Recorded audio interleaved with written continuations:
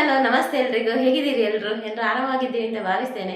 ಈಗ ಸ್ವಲ್ಪ ನಿಮ್ಮನ್ನು ದಪ್ಪ ಮಾಡುವ ಅಂತ. ದಪ್ಪ ಮಾಡ್ಲಿಕ್ಕೆ ಅಂದರೆ ಸಪ್ರದವರು ತೆಳ್ಳಗಿರುವವರು ದಪ್ಪ ಆಗಲಿಕ್ಕೆ ಮಾತ್ರ ತಿನ್ನುವಂಥದ್ದಲ್ಲ, ಇದೊಂದು ಆರೋಗ್ಯಕರ ಬಹಳ ಹಿಂದಿನ ಹಾಗೆಯೇ ಹಳ್ಳಿಗಳಲ್ಲಿ ಮಾಡುತ್ತಿದ್ದಂಥ ಒಂದು ತಿಂಡಿ. ತುಂಬ ಅಂದರೆ ತುಂಬ ಒಳ್ಳೆಯದು, ದೇಹ ಗಟ್ಟಿ ಮುಟ್ಟಾಗಲಿಕ್ಕೆ. ಸಣ್ಣ ಮಕ್ಕಳಿಂದ ಹಿಡಿದು ಏಜ್ ಆದವ್ರ ತನಕ ಇದನ್ನು ತಿನ್ಬೋದು. ಇದು ಸ್ಪೆಷಲಿ ನನ್ನ ಮಗ ಸಣ್ಣ ಇರುವಾಗ ನನ್ನ ಮಗನ ಅಜ್ಜಿ ಅಂದರೆ ನನ್ನ ಅತ್ತೆ ನನ್ನ ಮಗನಿಗೆ ಮಾಡಿ ಕೊಡಲಿಕ್ಕೆ ಹೇಳಿದಂಥ ಒಂದು ರೆಸಿಪಿ. ಇದನ್ನು ನಾನು ರೆಸಿಪಿ ಚಾನಲ್ ಸ್ಟಾರ್ಟ್ ಮಾಡಿದಾಗ ಮಾಡಿದ್ದೆ, ಬಟ್ ಅದು ತುಳುವಲ್ಲಿ ಮಾಡಿದ್ದೆ. ಈಗ ಒಮ್ಮೆ ಕನ್ನಡದಲ್ಲಿ ಮಾಡುವ ಅಂತ. ಇನ್ನೊಂದು ಇದರ ಬೆನಿಫಿಟ್ ಏನಂದರೆ ಮಾಂಸಖಂಡಗಳು ಕೂಡ ಬೆಳೆಯುತ್ತದೆ. ಹಾಗೆಯೇ ಸ್ಟ್ಯಾಮಿನಾ ಪವರ್ ತುಂಬ ಒಳ್ಳೆಯದಿರ್ತದೆ ಆಯಿತಾ. ತುಂಬ ದೇಹಕ್ಕೆ ಗಟ್ಟಿ ಅಂದರೆ ಗಟ್ಟಿ ಅಂಥದ್ದೊಂದು ಫುಡ್. ತುಂಬ ಸುಲಭ, ಏನು ಕಷ್ಟ ಇಲ್ಲ, ದಿನ ತಿನ್ನಬೇಕು ಅಂತಲೂ ಇಲ್ಲ. ಬನ್ನಿ ಹೇಳ್ತೇನೆ ಅಂತ ಮೊದಲು ಸ್ಟಾರ್ಟ್ ಮಾಡುವ ಈ ಆರೋಗ್ಯಕರವಾದ ಒಂದು ರೆಸಿಪಿ.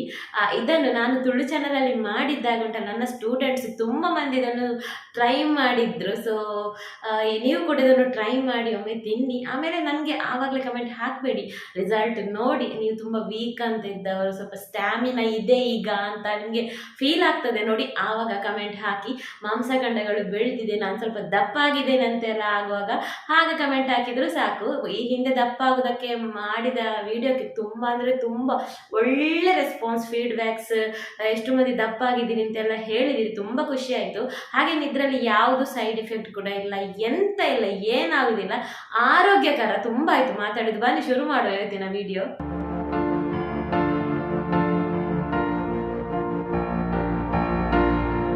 ಇಲ್ಲಿ ಒಂದು ಬಾಳೆಹಣ್ಣು ತಗೊಂಡಿದ್ದೀನಿ. ಇದು ಯಾವ ಬಾಳೆಹಣ್ಣು ಅಂದರೆ ನಾನು ಮೊನ್ನೆ ಬನಾನಾ ಪೋಡಿ ಮಾಡಿದ್ದೆ, ಬನಾನಾ ಬಜ್ಜಿ, ಅದರಲ್ಲಿ ಯಾವ ಬಾಳೆಹಣ್ಣು ಅಂತ ಹೇಳಿರಲಿಲ್ಲ. ಸೊ ಇದು ನೇಂದ್ರ ಬಾಳೆಹಣ್ಣು ಆಯಿತಾ. ಇದು ನೇಂದ್ರ ಬಾಳೆನೇ ಬೇಕು ಇದಕ್ಕೆ, ಬೇರೆ ಬಾಳೆಹಣ್ಣು ಬೇಡ, ಇದ್ದೇ ಒಳ್ಳೆಯದು. ಮತ್ತು ಒಂದು ಅರ್ಧ ಹೋಳಷ್ಟು ತೆಂಗಿನಕಾಯಿ ತಗೊಂಡಿದ್ದೇನೆ. ಇದು ತುಂಬ ದಪ್ಪ ಉಂಟು ನೋಡಿ ತೆಂಗಿನಕಾಯಿ, ಇಷ್ಟು ಬೇಕಾಗಲಿಕ್ಕಿಲ್ಲ. ಬನ್ನಿ ಮೊದಲಿಗೆ ತೆಂಗಿನಕಾಯನ್ನು ತುರಿದುಕೊಳ್ಳುವ. ತುಂಬ ಸಪೂರವಾಗಿ ತುರ್ಕೊಳ್ಬೇಕಾಯ್ತಾ. ಈಗೆಲ್ಲ ಒಮ್ಮೆಲೆ ಬರ ಮಾಡಿದರೆ ತುಂಬ ದೊಡ್ಡದಾಗಿ ಇದು ಬೀಳ್ತದೆ. ಅದಕ್ಕೆ ನೋಡಿ ತೆಂಗಿನಕಾಯಿ ಹೀಗೆ ಸೈಡಿಂದ ಹೀಗೆ ತುರಿಬೇಕು, ಆಗ ಸಣ್ಣ ಸಣ್ಣ ತುರಿ ಬೀಳ್ತದೆ ನೋಡಿ ಹೀಗೆ. ಮತ್ತು ನಮಗೆಲ್ಲ ಉಂಟಲ್ಲ, ನಾವೆಲ್ಲ ತುರಿಯುವಾಗ ನಮಗೆ ಅಜ್ಜಿ ಅಮ್ಮ ಎಲ್ಲ ಮಧ್ಯದಿಂದ ಹೀಗೆ ತುರಿದ್ರೆ ಬೈತಿದ್ರು, ಹಾಗೆ ತುರಿಬಾರ್ದು, ಹೀಗೆ ತುರಿಬೇಕು ಈ ಬದಿಯಿಂದ ಸ್ಟಾರ್ಟ್ ಮಾಡಬೇಕಂತೆ ತುರಿಲಿಕ್ಕೆ. ನೋಡಿ ಹೀಗೆ ಮಧ್ಯದಲ್ಲೇ ಗುಂಡಿ ಮಾಡ್ತಾ ಹೋಗ್ಬಾರ್ದಂತೆ ನೋಡಿ ಹೀಗೆ.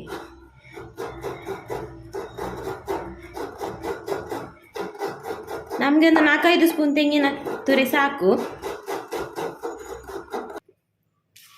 ನೋಡಿ, ಇಷ್ಟು ಸಾಕು. ಈಗ ಇದನ್ನು ಸ್ವಲ್ಪ ಫ್ರೈ ಮಾಡುವ. ನಿಮ್ಮ ಹತ್ರ ಇದ್ದರೆ ಒಣ ಕೊಬ್ಬರಿ ಉಂಟಲ್ಲ, ಅದನ್ನು ಮಿಕ್ಸಿಗೆ ಹಾಕಿದರೂ ಆಗ್ತದೆ, ತುಂಬ ಡ್ರೈ ಇರ್ತದಲ್ಲ. ಇದನ್ನು ಸ್ವಲ್ಪ ಇದರ ಪಸೆ ಹೋಗಬೇಕು, ಸ್ವಲ್ಪ ಇದನ್ನು ಫ್ರೈ ಮಾಡುವ.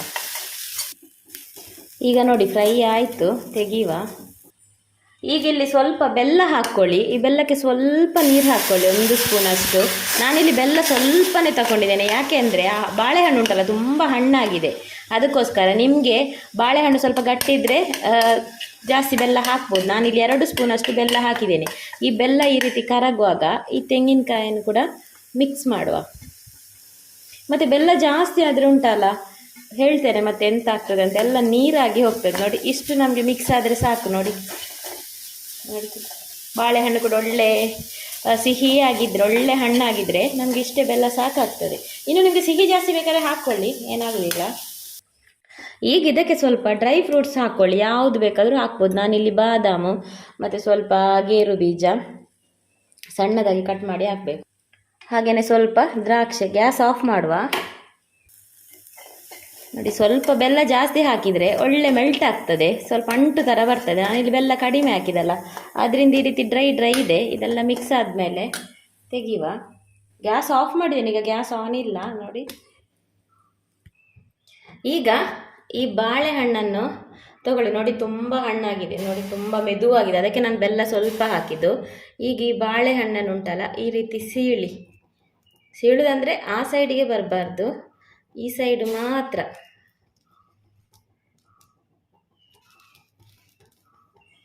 ನೋಡಿ ಹೀಗೆ ಸೀಳಿ ಉಂಟಲ್ಲ, ಇದನ್ನು ಫಿಲ್ ಮಾಡಿದ್ರೊಳಗೆ.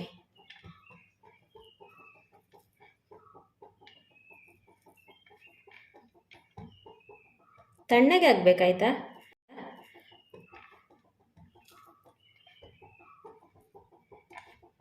ನಿಮಗೆ ಬೆಲ್ಲ ಜಾಸ್ತಿ ಆದರೆ ಉಂಟಲ್ಲ ಇದ್ರ ಎಡೆಯಿಂದೆಲ್ಲ ಲೀಕ್ ಆಗಿ ಬರ್ತದೆ. ಇದಕ್ಕಿಂತ ಸ್ವಲ್ಪ ಜಾಸ್ತಿ ಹಾಕ್ಬೋದು, ಇಷ್ಟು ಡ್ರೈ ಹಾಕಬೇಕು ಅಂತಿಲ್ಲ. ನನಗೆ ಸ್ವಲ್ಪ ಮತ್ತು ನನ್ನ ಮನೆಯಲ್ಲಿ ಕೂಡ ಸ್ವಲ್ಪ ಸಿಹಿ ಕಡಿಮೆ ಆದ್ದರಿಂದ ನಾನು ಬೆಲ್ಲ ಸ್ವಲ್ಪ ಕಡಿಮೆ ಹಾಕಿದ್ದೇನೆ. ಇಷ್ಟು ಕಡಿಮೆ ಹಾಕಬೇಕು ಅಂತಿಲ್ಲ ಆಯಿತಾ.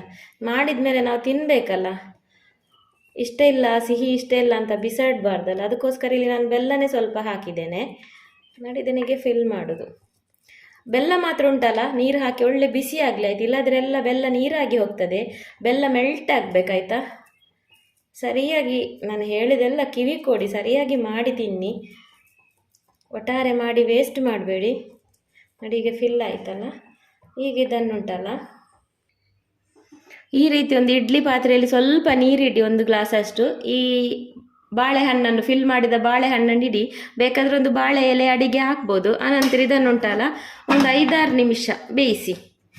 ಬಾಳೆಹಣ್ಣು ಗಟ್ಟಿ ಇದ್ದರೆ ಒಂದು 7-8 ನಿಮಿಷ ಬೇಯಿಸಿ. ತುಂಬ ಮೆದು ಬಾಳೆಹಣ್ಣಾದರೆ ಒಂದು 5-6 ನಿಮಿಷ ಬೇಯಿಸಿ ಹೈ ಫ್ಲೇಮಲ್ಲಿ. ಬೆಂದಾದ್ಮೇಲೆ ನಾನು ನಿಮಗೆ ತೋರಿಸ್ತೇನೆ. ನೋಡಿ ಈಗ 5 ನಿಮಿಷ ದಾಟಿದೆ.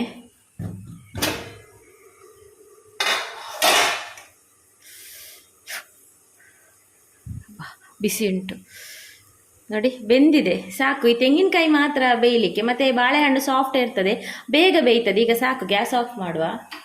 ಸ್ವಲ್ಪ ತಣ್ಣಗೆ ಆಗಲಿ, ತುಂಬ ಬಿಸಿ ಉಂಟು.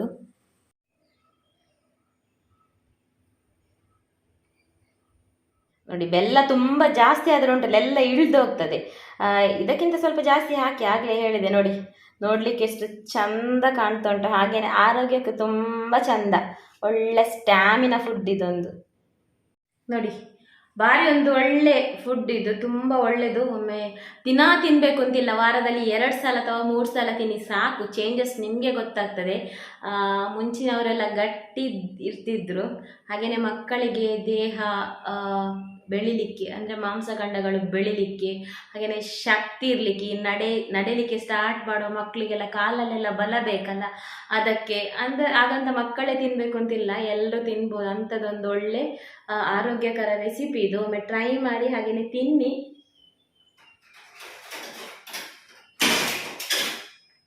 ಟೇಸ್ಟ್ ಕೂಡ ಸೂಪರಾಗಿ ಇರ್ತದೆ.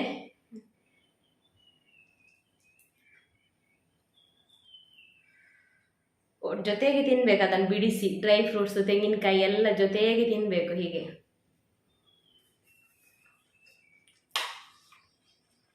ಸೂಪರ್ ಆಗಿದೆ.